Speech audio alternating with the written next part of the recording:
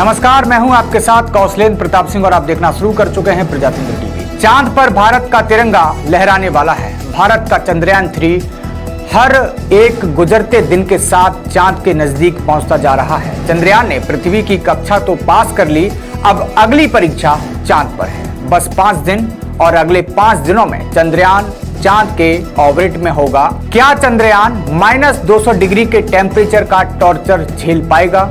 अब कड़ी परीक्षा की घड़ी है। चंद्रयान पृथ्वी की ऑर्बिट से एग्जिट हो गया है। देखिए प्रजातंत्र टीवी की खास रिपोर्ट।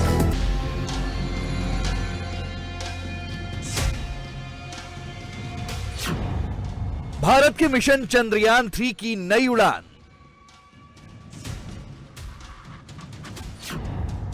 चांद की तरफ बढ़ाया अगला कदम। चंद्रयान 3 ने एक और पड़ाव पूरा कर लिया। धरती के चक्कर काट रहा चंद्रयान अब चांद की तरफ आगे बढ़ चला है। आधी रात करीब 12:15 पर चंद्रयान 3 ने धरती की कक्षा से चांद की दिशा में कदम बढ़ा दिया। इसरो के वैज्ञानिकों ने चंद्रयान 3 को पृथ्वी के ऑर्बिट से चांद की तरफ भेजा। इसे ट्रांसलूनर इंजेक्शन यानी TLI कहा जाता है। 14 जुलाई को लॉन्च हुआ चंद्रयान 3 अब अपने आखिरी और सबसे मुश्किल सफर की तरफ आगे बढ़ चला है। सोमवार रात को बेंगलुरु में स्थित इसरो के हेडक्वार्टर में सबकी सांसें थमी हुई थी, क्योंकि भारत के मिशन मून का ये सबसे क्रिटिकल मोमेंट था। लेकिन जैसे ही मिशन सक्सेसफुल हुआ, सबने राहत की सांस ली। इससे पहले चंद्रयान ऐसी अंडाकार कक्षा में घूम रहा था जिसकी पृथ्वी से सबसे कम दूरी 236 किलोमीटर और सबसे ज्यादा दूरी 1,27,603 किलोमीटर थी। ट्रांसलूनर इंजेक्शन के लिए बेंगलुरु में मौजूद इसरो के हेडक्वार्टर से वैज्ञानिकों ने चंद्रयान का इंजन कुछ देर के लिए चालू किया। इंजन फायरिंग तब की गई जब चंद्रयान पृथ्वी से 236 किलोमीटर की दूरी पर था। चंद्रयान 3 पृथ्वी के चारों ओर अपनी परिक्रमा पूरी कर चंद्रमा की ओर बढ़ रहा है। जैसे ही चंद्रयान मून की कक्षा में पहुंचेगा, उसकी परिक्रमा करता हुआ करीब बढ़ता जाएगा।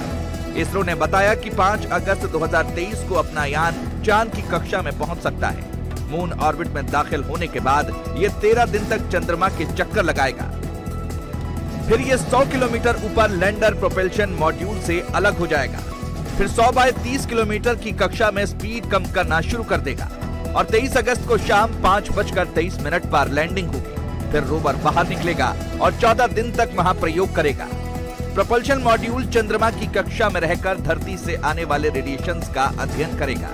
इस मिशन के जरिए इसरो पता लगाएगा कि चांद की सतह पर कैसे भूकंप आते हैं। इसके अलावा ये चंद्रमा की मिट्टी का अध्ययन भी करेगा। लेकिन उससे पहले चंद्रयान 3 को सबसे पहले मुश्किल टेस्ट से गुजरना होगा।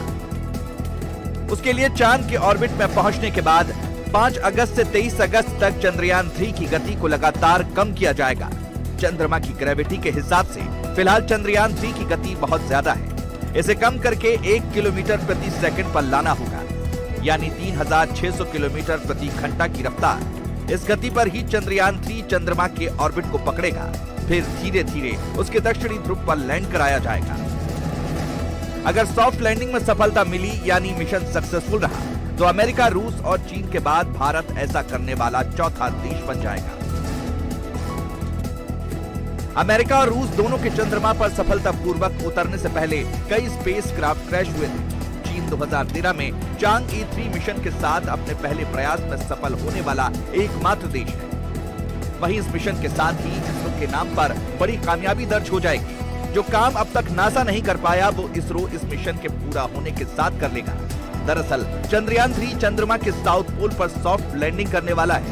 अगर हम ऐसा कर लेते हैं तो दुनिया के पहले देश बन जाएंगे। आपको बता दें कि रूस, चीन, अमेरिका ने अब तक जितने भी मून मिशन किए हैं, उन्होंने चंद्रमा के इक्वेटोरियल रीजन में लैंडिंग कराई थी, जबकि भारत के चंद्रयान 3 ने पोलर रीजन्स को चुना है। चंद्रमा के पोलर रीजन दूसरे रीजन से काफी अलग है। यहाँ कई हिस्से ऐसे हैं जहाँ सूरज की रोशनी कभी नहीं पहुँचती और तापमान -200 डिग्री सेल्सियस से नीचे तक चला जाता है।